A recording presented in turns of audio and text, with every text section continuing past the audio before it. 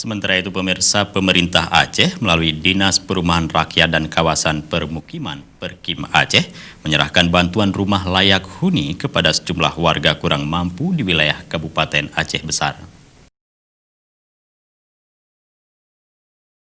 Proses serah terima kunci rumah dilakukan Kepala Dinas Perkim Aceh, T. Mirzuan, kepada 5 penerima di Gampong Miru Blang-U, Kecamatan Indrapuri, dan 2 penerima di Gampong Bakoi, Kecamatan Ingin Jaya. Proses serah terima kunci dilakukan untuk rumah-rumah yang pembangunannya telah selesai 100%.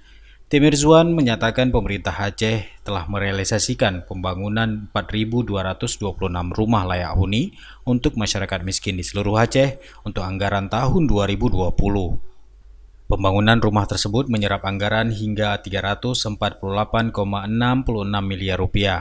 Hingga saat ini telah terkontrak sebanyak 4.226 unit tersebar di 23 kabupaten kota di Aceh yang diperuntukkan bagi kaum duafa yang hidup di bawah garis kemiskinan.